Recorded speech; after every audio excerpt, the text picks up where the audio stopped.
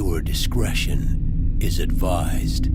Yo, what's up guys? Welcome back to the channel, man. My beautiful bastards. Today we are going to be reviewing Rent a Girlfriend Season 2. Yeah, baby! Let's get right into it. In 3, 2, 1. So in the first episode of Season 2, we see that Kazi is in his bed dreading the day Chizuru quits the Rent a Girlfriend gig. Chizuru has this big play that's coming up soon, and a famous director will be present there. Of course, this guy breaks rule number 1 and sneaks into the damn play. Like, nigga, you are not slick. He gushing over her acting skills as if he's never been in a play before. She's nothing like her usual self. My top-notch I'm kinda embarrassed just watching her. What? Bro, what are you talking about, man? Hello? No shit. That's actually what an actor is. Is he high? He sips his coffee, walks outside, and magically bumps into Chizuru conveniently. You didn't see that coming? Chizuru tells this man to stop following her at all costs. Kazuya congratulates Chizuru on her performance at the play. She thanks him, yada yada, and tells him that the director chose someone else for the part that he wanted. I'm not gonna lie, this is pretty tough. We all know how competitive the acting industry really is, you know what I'm saying? So Chizuru is poor as hell and has no way to pay her acting classes, bro. So this junk is actually pretty crazy. So Kazuya used this as a chance to pay for her classes by renting out again. And we all know what this nigga really wants. He wants them cheeks. So Kazuya tries to get advice on landing the girl of his dreams. I love you, Mizuhara. This nigga. They eat at the cafe. Chizuru tells him it's not necessary to rent her out every week. But guess what? She appreciates it, you know what I'm saying? She invites him to the batting cage. Now that I'm aware this isn't work, I don't know where to look. She looks the same as an hour ago, but now my heart's racing. Yo, lock this man up, bruh. After that, they go visit the hospital to see Grandma. Grandma pulls Kazuya to the side and tells him to be there for Chizuru, especially during the toughest times. She never really tends to show it. And of course, this freaking idiot is thinking about a fantasy mid-conversation. Sensational. So Kazuya gets a mysterious knock on his door, and look who it is, bruh.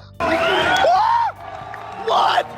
She lost her keys and asks if she can check his room for it. And of course, this guy starts freaking out. He can't stop thinking about cheeks, bruh. That's definitely not it, gang. She stops out to see if she can open her glass door, and well... And I mean, do you need some help? Am I even allowed to look at this? What did he say? Nuke the whole generation. If it were up to me, I would drop an atomic bomb on the whole generation. She falls, and his hands miraculously are put on each of the cheeks, bro. Like, you can't make this up. This man started acting shocked like he didn't do that shit on purpose, bro. Like, come on, man. No, they fall right on top of each other. Are they gonna... And Mommy rings the doorbell. They go and hide. Ew, Mommy, you picking hard, sucker. She tried to open up the door, too. Of course, this guy keeps his door unlocked, of course. She finally leaves, and they're pretty relieved. So Chizuru leaves. She gets vulnerable and tells Kazuya that both her parents died and her grandpa in her past. So she kind of has to be a famous actress for her grandma, or it's freaking GG's. So Kazuya goes to school and encounters Mommy and asks him why he wasn't at his apartment last night and why is he still messing with Chizuru. Holy shit, mind your own damn business, bro. Wow. Later on, Ruka shows up to Kazuya's house hoping to get down and dirty. Yo, the chick really bought con. Kazuya gets tempted. He's trying to fight the urge, and then he has memories of the beloved Chizuru. Ruka doesn't think she has the sex appeal to even attract someone like Kazuya, so she leaves the next day with a big-ass announcement. You completely gave me a night that I'll never forget! I'll remember the joy I felt forever! So Kazuya asks to rent Chizuru. She insists to not rent her as often to not offend Ruka. Kazuya tried to think of a gift to give Chizuru for her birthday coming up this week. He books a date with Sumi to help him with the idea. They go window shopping for a bit. They go up the elevator and to see Chizuru in a freaking Power Rangers play, bruh. That junk is hype as free. Kazuya leaves her gift by her door. She opens it up, and it's pickled plums. Again, I think this is probably nasty as shit. That's not something I would want personally. But hey, man, she likes it, so I guess it's okay. So Kazuya notices she took the gift. She thanks him for it. Kazuya requests to rent her again so they can both celebrate her birthday next Wednesday. She says she's not able to meet because she has to hang out with her friends. Kazuya's friends invites him to a college party, and I'm pretty sure y'all can guess what freaking happens next, bro. Chizuru's friends try to pressure her to getting her first drink, of course. Kazuya tries to think of a plan to save her from the misery. Her friends promise her they wouldn't be drinking tonight. Tell friends, to be honest. Kazuya basically drinks as much as they can so they don't think about Chizuru really drinking. After that, Kazuya's pretty drunk. Chizuru comes in the clutch and helps him get home. Man is throwing up bricks. Chizuru realizes he overlapped the others on purpose And I'm not gonna lie, this is a GOAT moment from GOAT Chizuru.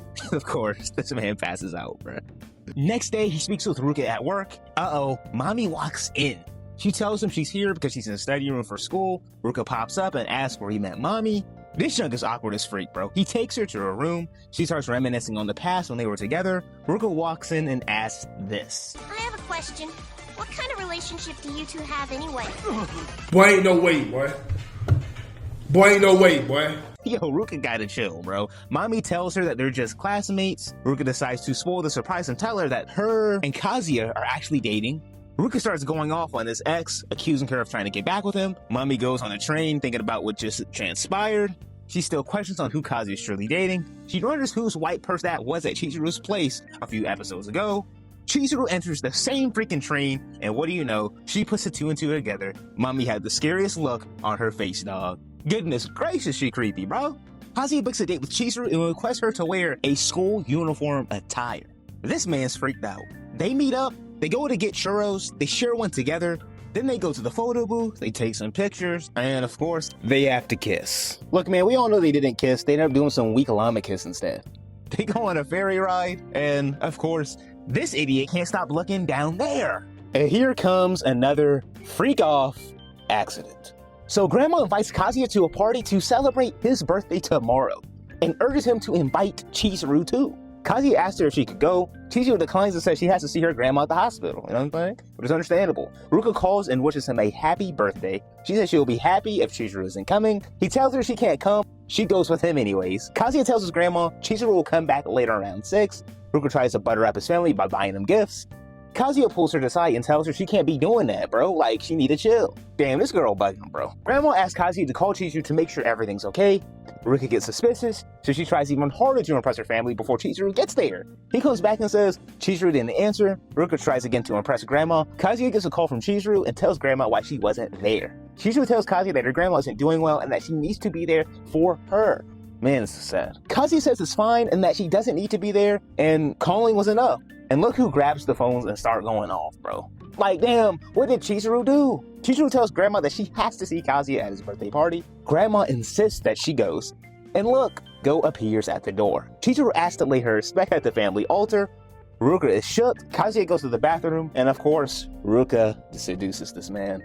Chizuru wonders what happened. Grandma offers his engagement ring to Chizuru, which is freaking insane. They both refuse to take it. Kazuya's about to tell him the truth about their relationship.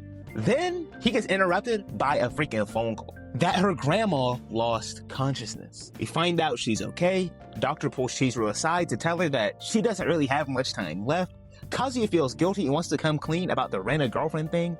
Chizuru pleads him to not because she doesn't want her grandma disappointed and devastated on her freaking deathbed, which really makes sense, to be honest. You don't want to crush your dreams like that. So later on, Kazuya's grandma gives the ring back to Chizuru. So when worst come to worst, she can always sell it and make some bank off of it. W grandma. So Chizuru asks Kazuya to help out Sumi again around 10 a.m. They meet up, she's appearing in a school uniform. Of course, this sucker starts tweaking, bro. They hang out for a while. At the end of the day, they go to the park. It gets a bit awkward, I'm not gonna lie. Like, what is she gonna do? Like, go for a kiss, nigga? She offers him a gift for his birthday. And I'm not gonna lie, this is one of the most wholesome moments in the series so far. You'll love to see it, man. So next we get Chizuru's backstory. We see that her grandma and grandma raised her. We can probably figure out what happened to her parents. Her grandma was apparently an acting prodigy in her day. That's what inspired Chizuru to start acting. One day a truck driver went through a red light and killed her grandpa. Like, dog, this junk is sad as fuck. She has so much pressure on herself to become an actress. The GOAT appears at the door and comes up with a plan to make their own movie in a month. She can finally shine on the big screen for once. I'm not gonna lie, this is a W moment. Some GOAT shit right here. And let's do it for freaking grandma, bruh.